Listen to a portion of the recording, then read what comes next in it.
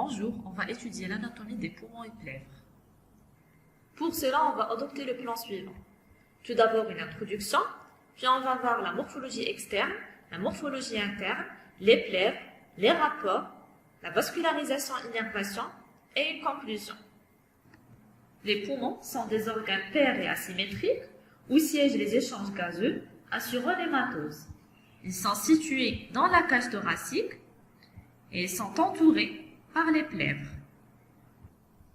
La situation, contenue dans chacune des cavités pleurales, les poumons occupent latéralement la cage thoracique, de part et d'autre du médiastin, auquel ils sont reliés par les pédicules pulmonaires.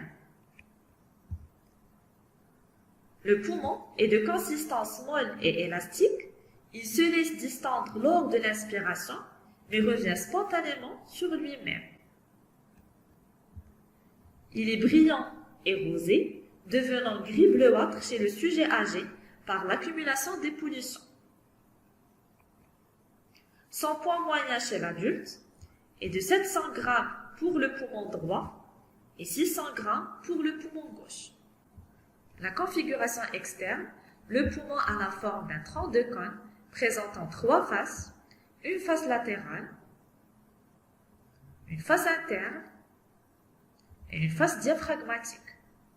3 bords, un bord antérieur, un bord postérieur et un bord inférieur, et un apex. La face latérale, appelée également la face costale, elle est lisse et convexe, moulée sur la paroi thoracique. Elle est barrée par le trajet des scissures pulmonaires. La face interne ou bien la face médiastinale, elle est plane. Elle présente à sa partie moyenne le hile pulmonaire. Le hile pulmonaire, il est ovalaire et il est traversé par la racine du poumon constituée dans sa partie postérieure par la branche principale, dans sa partie antérieure par l'artère pulmonaire et la veine pulmonaire supérieure, et dans sa partie inférieure par la veine pulmonaire inférieure.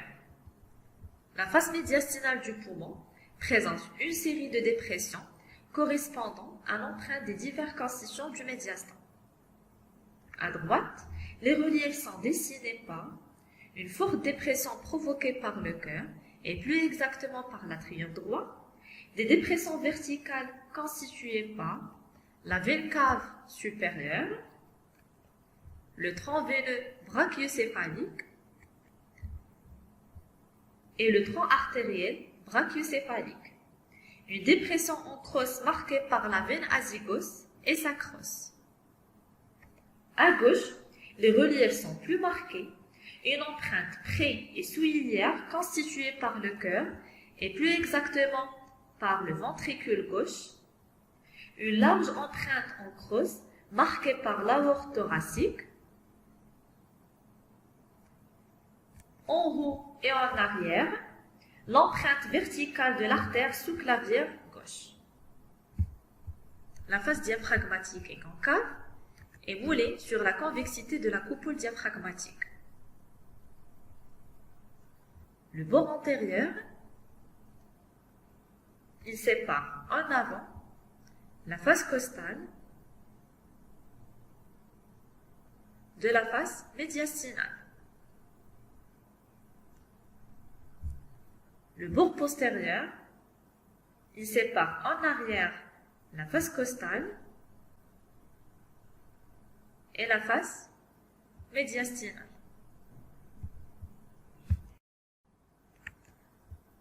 Le bord inférieur, il délimite le poumon. On lui reconnaît 2 portions, une portion latérale et postérieure séparant la base du poumon et la face costale, et une médiane et antérieure séparant la base et la face médiastinale. L'apex, il fait saillie en dehors du thorax et sa limite inférieure est marquée par le sillon de la première côte. La segmentation pulmonaire, la segmentation du poumon droit. Le poumon droit est divisé par 2 scissures en 3 lobes, un lobe supérieur, un lobe moyen et un lobe inférieur. Les scissures. La scissure oblique est située dans un plan oblique en bas et en avant, séparant les lobes supérieurs et moyens du lobe inférieur. Et la scissure horizontale, branchée en avant de la scissure oblique, séparant les lobes supérieurs et moyens.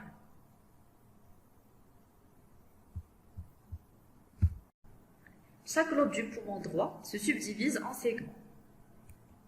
Le lobe supérieur se subdivise en 3 segments. Le segment apical, le segment dorsal et le segment ventral. Le lobe moyen se subdivise en 2 segments. Le segment latéral, le segment médial. Le lobe inférieur se subdivise en 5 segments en 2 groupes.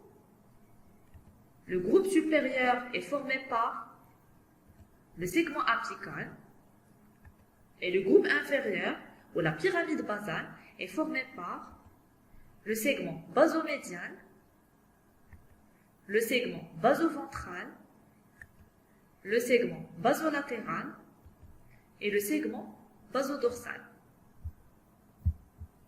La segmentation du poumon gauche. Le poumon gauche est divisé par la scissure oblique en bas et en avant en 2 lobes, le lobe supérieur et le lobe inférieur. La segmentation du poumon gauche est assez superposable à celle du poumon droit. Le lobe supérieur est divisé en 5 segments en 2 groupes. Le groupe supérieur, au culmen, divisé en 3 segments. Le segment apical, le segment dorsal et le segment ventral. Le groupe inférieur ou l'ingula est divisé en 2 segments, le segment supérieur et le segment inférieur. Le lobe inférieur est divisé en 5 segments en 2 groupes. Le groupe supérieur, formé par le segment apical, et le groupe inférieur ou pyramide basale, est formé par 4 segments. Le segment basomédial et le segment basoventral, le segment basolatéral et le segment basodorsal. Le parenchyme pulmonaire est segmenté en éléments de plus en plus petits, accompagnés de divisions bronchiques vasculaires et nerveuses, se réduisant également. L'ensemble forme un arbre. Chaque segment de chaque lobe est divisé en un grand nombre d'éléments constituant chacun une unité fonctionnelle respiratoire appelée lobule pulmonaire. L'unité morphologique du poumon. Le lobule de Miller est de taille variable. Il est traversé à son sommet par un axe bronchovasculaire. La branche lobulaire est une branche de 15e ordre. Elle se ramifie jusqu'au bronchiole terminal, puis au bronchiole respiratoire. Les artères lobulaires suivent l'axe bronchique à la différence des veines et des lymphatiques pulmonaires. Les veines sont distribuées à la périphérie du lobule, dans le tissu périlobulaire, d'où ils rejoignent le ligne pulmonaire. Les lobules de Miller, en nombre de 5000 unités, sont entourés d'une enveloppe septale reliée à la plèvre. Chaque lobule est constitué par 3 à 5 unités racinaires qui se subdivisent elles-mêmes en sacs alvéolaires, puis en alvéoles. Les alvéoles sont enveloppés par des capillaires artério-veineux. Les plèvres. Chaque plèvre est une membrane séreuse enveloppant chaque poumon. Elle est constituée de 2 larmes, la plèvre viscérale et la plèvre pariétale. Les 2 feuillets délimitent une cavité virtuelle, c'est la cavité pleurale. La plèvre viscérale, elle est mince et transparente. Elle recouvre la surface du poumon et celle des scissures lobaires. La plèvre pariétale, elle tapisse la face profonde de la loge contenant le poumon. On lui reconnaît 3 segments. Un segment costal, un segment médial et un segment inférieur. La plèvre costale, elle répond à la paroi thoracique. La plèvre diaphragmatique, elle est très adhérente au diaphragme. La plèvre médiastinale, elle s'étend sagittalement de la face postérieure du sternum en avant aux gouttières latérovertébrales en arrière. Elle tapisse les faces latérales du médiastin et elle peut être subdivisée en 3 étages. L'étage supérieur suspédiculaire, où elle s'étend de la face postérieure du sternum aux gouttières latérovertébrales. L'étage moyen pédiculaire, où elle se réfléchit aux pourtures du hile pour engainer les 2 pédicules pulmonaires. Et l'étage inférieur sous-pédiculaire. Les 3 segments de la plèvre pariétale se poursuivent sans discontinuité les uns dans les autres, constituant ainsi 4 culs-de-sac pleuraux. Un cul-de-sac costomédiastinal antérieur, un cul-de-sac costomédiastinal postérieur, un cul-de-sac médiastino-diaphragmatique et un cul-de-sac costodiaphragmatique. Les rapports inférieurs ou diaphragmatiques par l'intermédiaire du diaphragme. La face inférieure du poumon est en rapport avec, à droite, la face supérieure du foie, à gauche, d'avant en arrière, avec le lobe gauche du foie, le fundus, la glande surrénale gauche, l'extrémité supérieure du rein gauche, l'extrémité supérieure de la rate, plus latérale. La face médiale du poumon entre en rapport avec les diverses concessions du médiastin, qu'il est souvent une empreinte du côté droit en avant dans le médiastin antérieur et de bas en haut par le cœur, et plus exactement avec l'atrium droit, la veine cave supérieure et le tronc veineux brachiocéphalique, le nerf phrénique droit, dans le médiastin moyen au-dessus du hile par la trachée, la crosse de la veine azygos, le nerf vague droit, en arrière dans le médiastin postérieur avec l'œsophage, la veine azygos et la chaîne sympathique latérovertébrale. Du côté gauche, en avant dans le médiastin antérieur et de bas en haut, la face médiastinale du poumon entre en rapport avec le cœur et plus précisément avec le ventricule gauche, l'aorte ascendante et le nerf phrénique gauche. Dans le médiastin moyen au-dessus du hile avec la trachée, la crosse de l'aorte et le nerf vague gauche. Dans le médiastin postérieur avec l'œsophage, l'aorte thoracique descendante, le canal thoracique et la chaîne sympathique latérovertébrale. Les rapports externes pariétaux, la face costale du poumon est convexe dans les 2 sens et est moulée sur la face interne de la paroi thoracique. Les rapports de l'apex, il répond en avant à l'artère subclavière, au muscle scalène antérieur, au nerf phrénique et au nerf vague, donnant du côté droit le nerf laryngé récurrent. En arrière, il est en rapport avec le col de la première côte, le ganglion cervico-thoracique